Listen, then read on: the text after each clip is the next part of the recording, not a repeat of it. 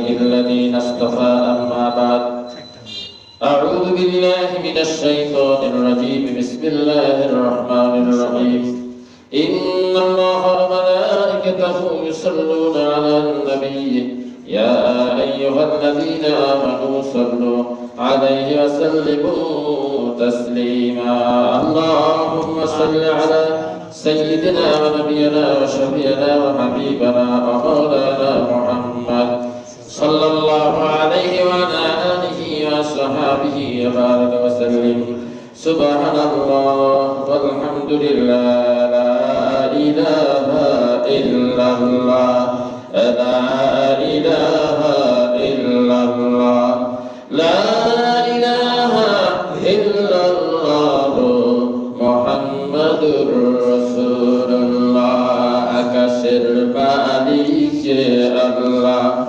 জমিনের মালিক সে আল্লাহ তোমার মালিক যে আল্লাহ আমার মালিক সে আল্লাহ লা ইলাহা ইল্লাল্লাহ লা ইলাহা ইল্লাল্লাহ লা ইলাহা ইল্লাল্লাহ লা ইলাহা ইল্লাল্লাহ মুহাম্মাদুর রাসূলুল্লাহ মধুর কলেমা শোনালেন যিনি মধুর কলেমা শোনালেন যিনি তিনি তো মোদের রাসূল আল্লাহ লা ইলাহা ইল্লাল্লাহ লা ইলাহা ইল্লাল্লাহ লা ইলাহা ইল্লাল্লাহ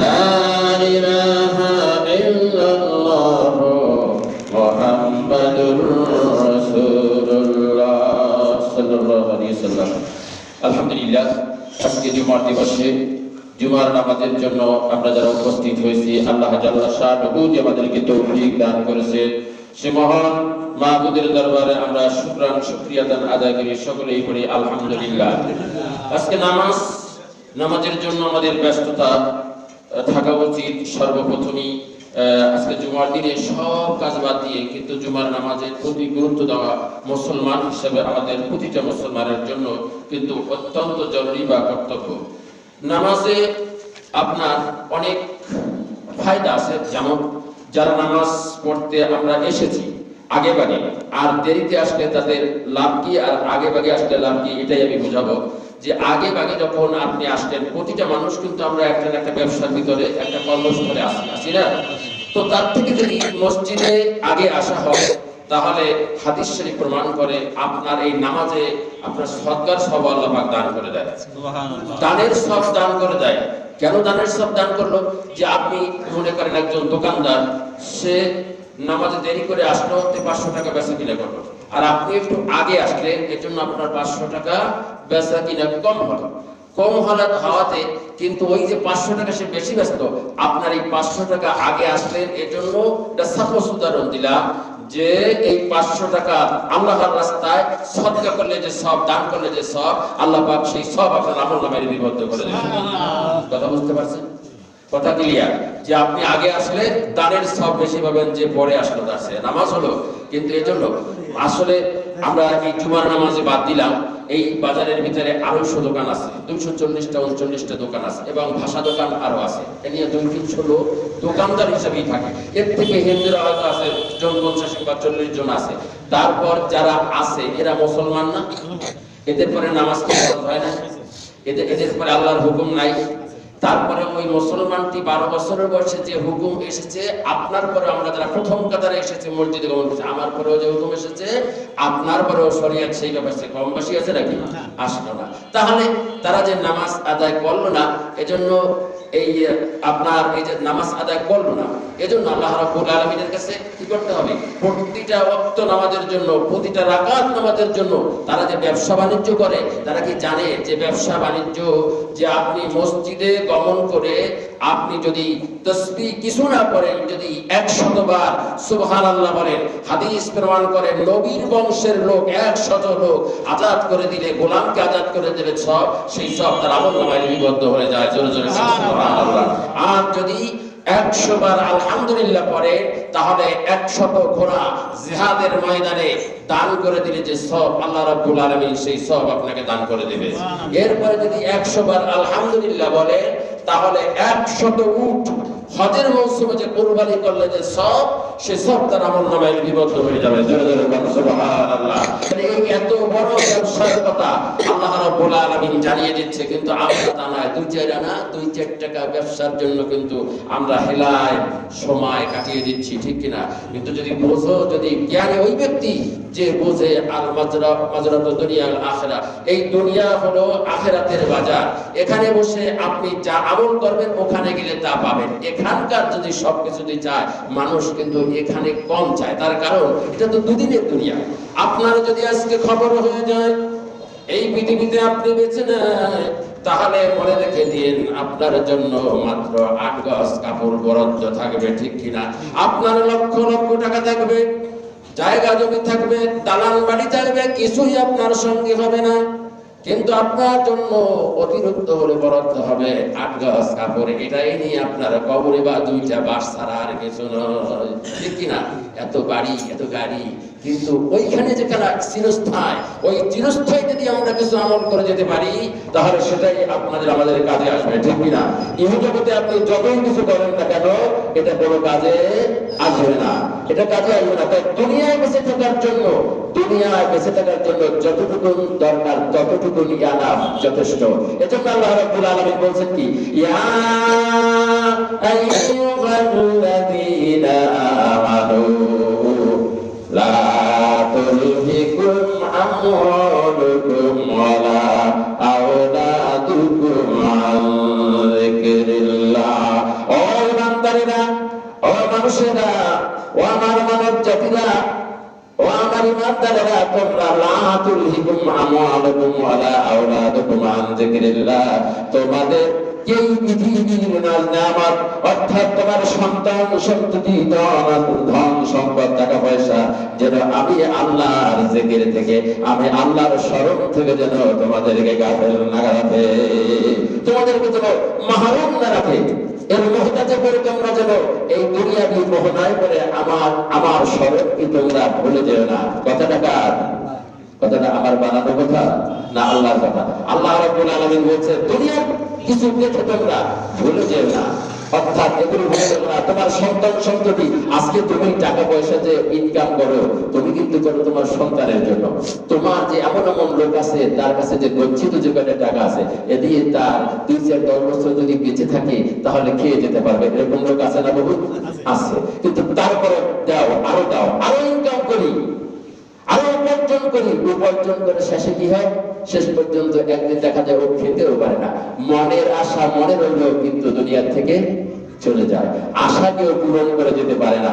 যে একদিন আগে ইন্তেকাল করবে তার আগের দিনে তার মনে অনেক কিছু আশা, অনেক কিছু ভরসা, আরো বাঁচবো, আমি কি করব, কোথায় থাকবো, কি উপার্জন করব, এই চিন্তা করে আর আমার সন্তানদের জন্য রেখে যাব।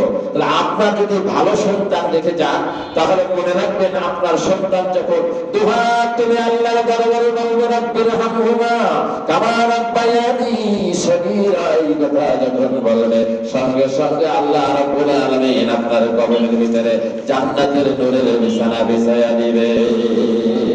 কিন্তু যদি আপনার ছেলে, আপনার বাবা টাকা রেখে যদি ওই মদের আড্ডাখানায় যায়, জুয়া করে আপনার সন্তান যদি গানের প্যান্ডেলে যায় বা খারাপ কিছু দেখে, তাহলে আপনি যেরকম সবের অধিকারী হবেন তেমনি ভাবে কিন্তু আপনার রেখে যাওয়া সম্পদের পরে বসে যদি আপনার ছেলেরা যদি অসৎ কাজ করে সেটাও আপনি কবরে বসে পেতে থাকবেন, ঠিক কিনা? ওই ভালোটা নেবেন, মন্দটা নেবেন না, মন্দটাও নিতে হবে। আল্লাহ রাব্বুল আলামিন কোরআন শরীফে পরিষ্কার করে বলে দিয়েছে, ফামাইয়ামাল মিসকালা যাররাতিন খায়রান ইয়ারা ওয়া মাইয়ামাল মিসকালা যাররাতিন শাররান ইয়ারা। বান্দা যখন একটা ভালো কাজ করবে তার যারা যারা পরিমাণ ভালো কাজের সাজা আমি প্রদান করব, কিন্তু বান্দা যখন মন্দ কাজ করবে তারও যারা যারা পরিমাণ আমি শাস্তি তাকে দেব। এখানে আল্লাহ রাব্বুল আলামিন পরিষ্কার করে বলে দিয়েছেন ভালোটার ভাগ নেবা, মন্দটার যে ইবাদত বندگی করি, এই ইবাদত বندگی দেখবেন যে কোন ফাঁকে ফাঁকে আমাদের ইবাদত বندگی কেটে যায় তা আমরা কিন্তু টের পাই না। যেমন টের পাই না কেমন, আজকে নামাজ আদায় করব, কিন্তু নামাজ আদায় করে বাহিরে নেমে আমরা মিথ্যা কথা বলবো, বিবাদ করব, শিকায়ত করব, তারপরে চঙ্গলখড়ি করব। এই কাজ যখন করবো তখন আপনার আমলনামা থেকে যাবে কি কাইটা? নেক কেটে যাবে। অনেক সময় শোনা যায় বাজারের মসজিদ তো, এখানে বসে নামাজ আদায়কারী, ওখানে গালিগালাজের শব্দ আসে না কানে? আসে আপনাদের? হ্যাঁ, আমার তো কাজে আসে, আমি তো সামনে থাকি, আপনাদের তো আরো বেশি আসার কথা।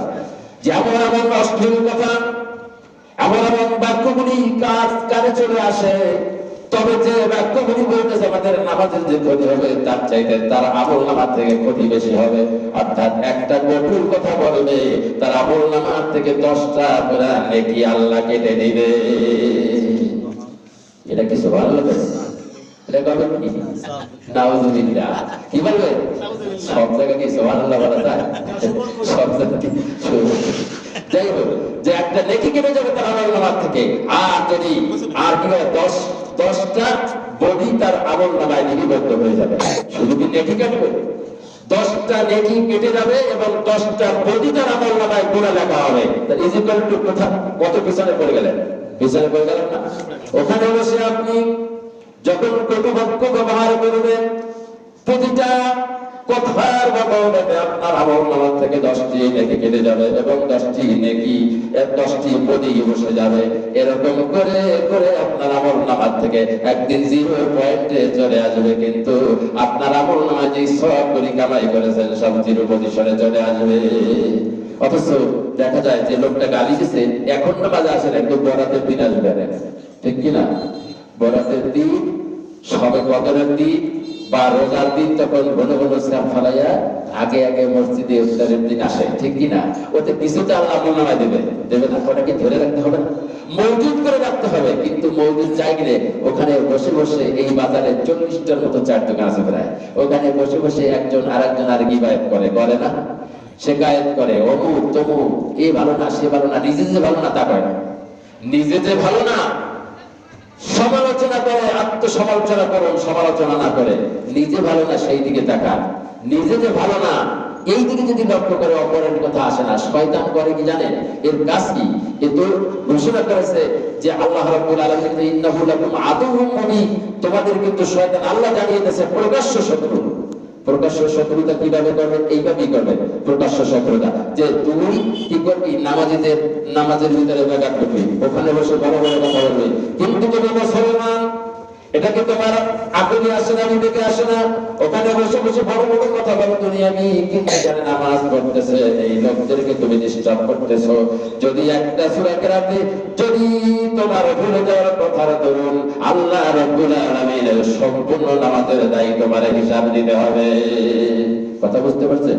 এজন্য কথা কবেন বেশি বেশি, বিশেষ করে দোকানদাররা এরকম করে। আর আমি বা মাইক ব্যবহার করি কেন জানেন?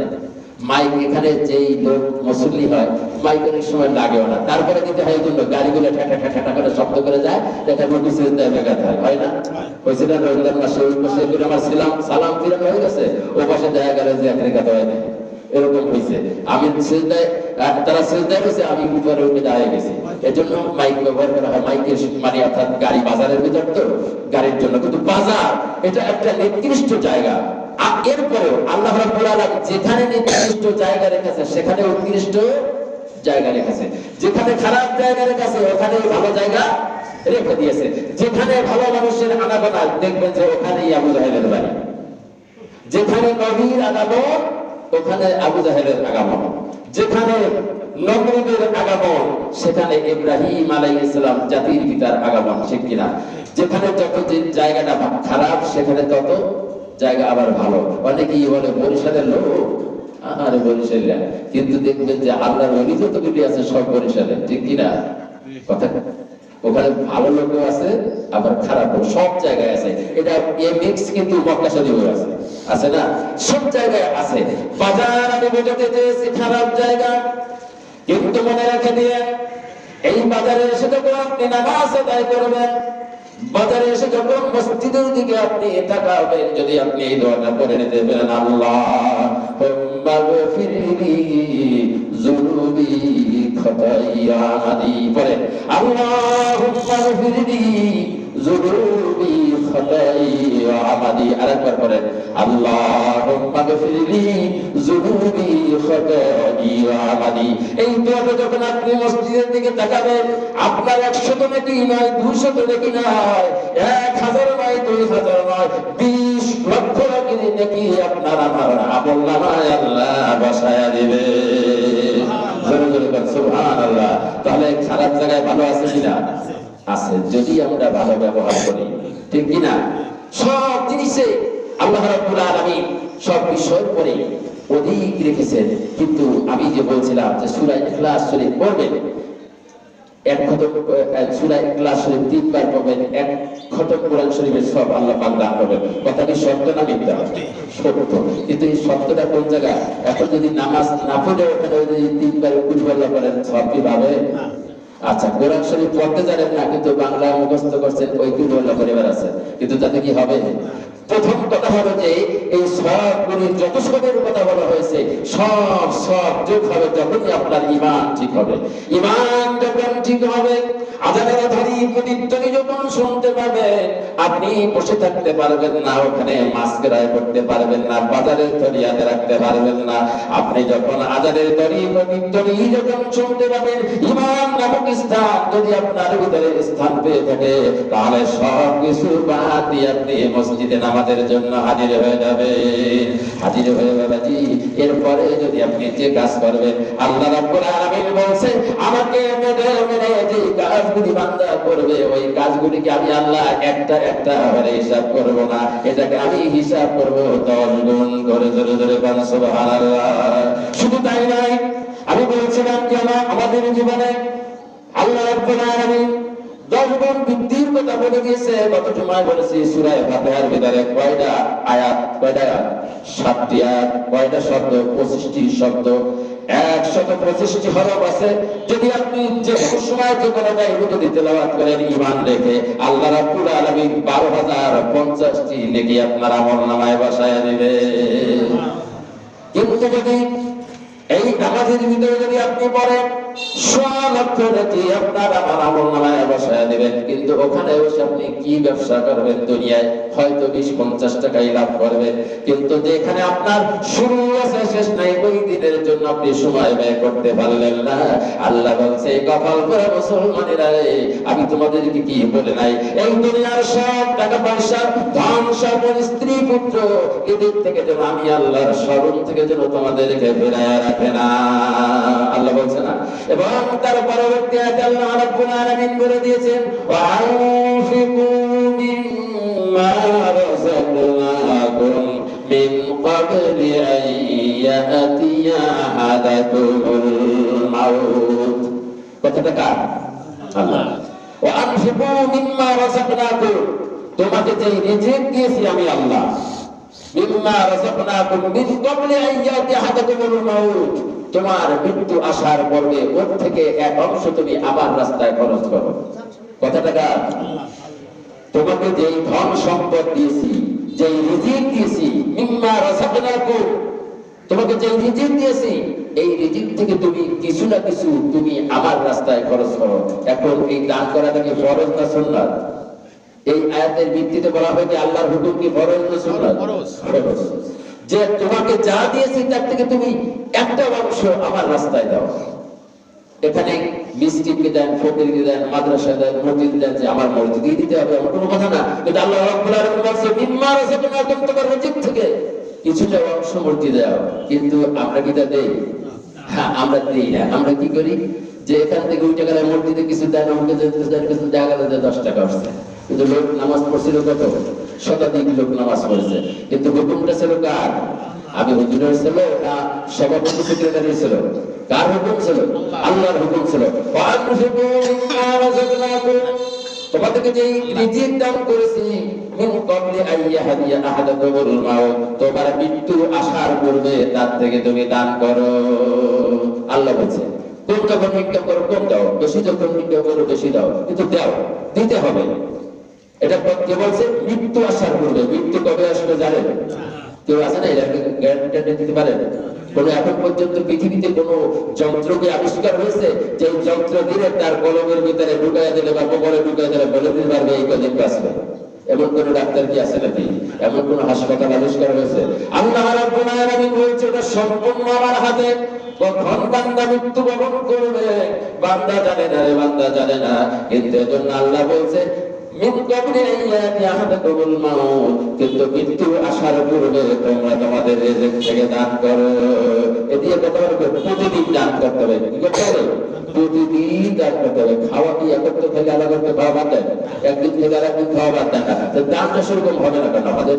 আমরা এত দানের দিক থেকে বিশেষ করে আমি 8-10টা মসজিদ ইমামতি করে আছে, কিন্তু এইখানে যে দানের ব্যাপারটা এত কম আমার জীবনে কোনো মসজিদে দেখে আসছে। গরিব এলাকায় ছিলাম।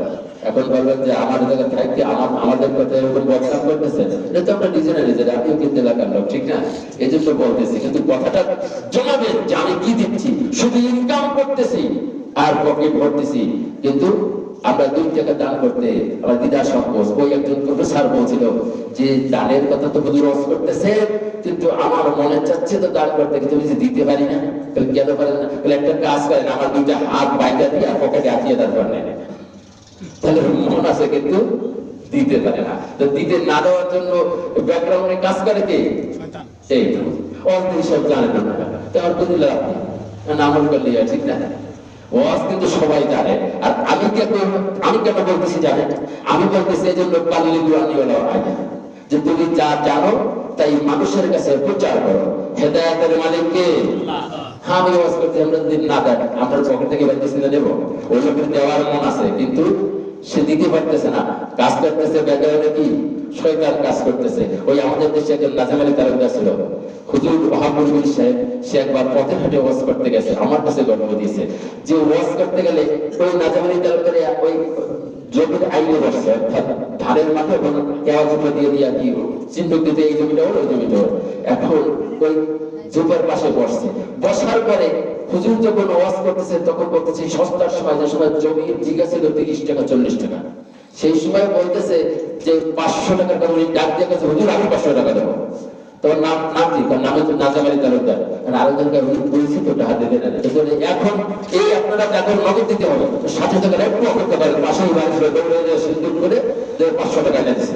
দেওয়ার পরে পরের দিন কয়েকদিন এই হুজুরের বাড়ি মানে কি জাদু জানে নাকি 500 টাকা আমি কোন মনে দিলাম, 500 টাকা দিয়ে 10 বিঘা জমি কিনতে পারতাম। এই ব্যাকগ্রাউন্ডে কাজ করে কে? শয়তান। এজন্য যারা তো হাত দিয়ে দান করতে পারে, আল্লাহ রাব্বুল আলামিন বলছে তুমি বান্দা দান করতেছো, আমি তোমাকে সম্পদ দিয়েছি, তার থেকে তুমি যখন দিয়েছো তোমার মন মানসিকতাটা কি এটাই আমি পরীক্ষা করতে চাই। আর যদি তুমি দিয়ে থাকো রে বান্দা, তাহলে আমি মানজা আবিল হাসানাতে ফালাহু আশরু আমসারিহা, তুমি যখন দিবে আমি জেনে রাখো ইয়ার 10 গুণ বৃদ্ধি করে তোমার সম্পদ তোমার নিকটে আবার আমি হস্তান্তর করে দিব। কিসের মাধ্যমে দিবে? ব্যবসায় উন্নত হবে। আপনি যে কাজ করবেন, আজকে রিক্সা চালাবেন, রিক্সাওয়ালা ভাই 100 টাকা দাম করেছে, কিন্তু সে আগামী কালকে দেখা গেল যে 200 টাকা ইনকাম করছে, আল্লাহ 500 টাকা দিতে পারে, ঠিক কিনা?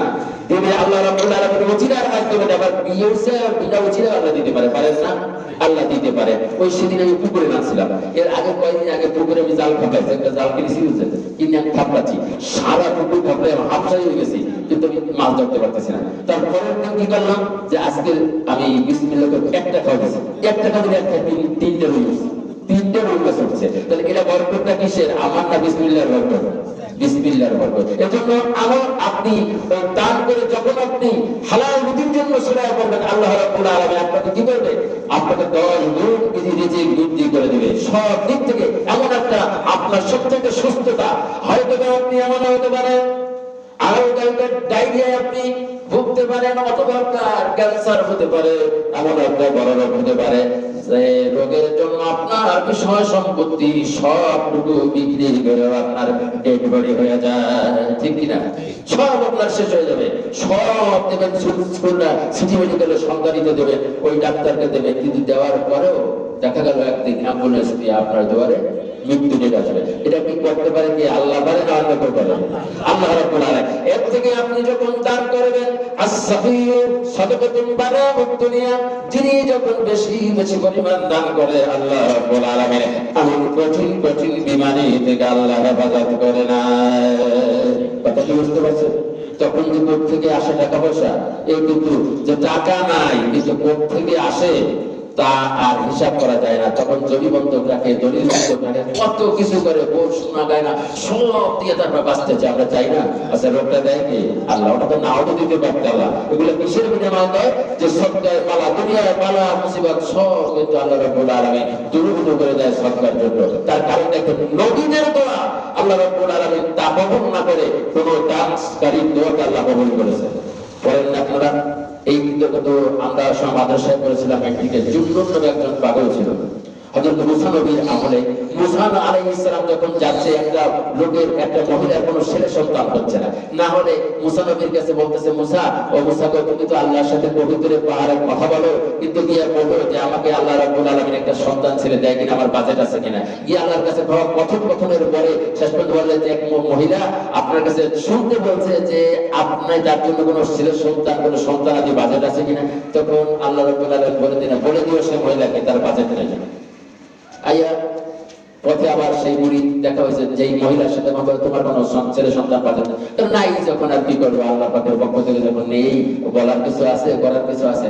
কিন্তু একটা পাগল, জুন্নুন নামে একটা পাগল, সে কি করতেছে যে একটা রুটি নিয়ে, তিনটা রুটি নিয়ে ওই মহিলা যাচ্ছে, ওই জুন্নুন নামের পাগল সে বলতেছে একটা রুটি দে, আমি ক্ষুধার্ত, একটা রুটি দে। তখন একটা রুটি দিছে, একটা রুটি দিছে, তখন ওই জুন্নুন পাগল দোয়া করলো যে আল্লাহ ওরে একটা সন্তান দিস। ওই শুকনো মহিলার একটু ভালো লাগতেছে, আর একটা রুটি দিছে। তখন বলে আল্লাহ ওরে দুইটা ছেলে দিস। এরপরে আরেকটাও দিয়েছে, দিলটা একটাও খেলাম না। তখন বলছে যে আল্লাহ ওরে তিনটা ছেলে দিস।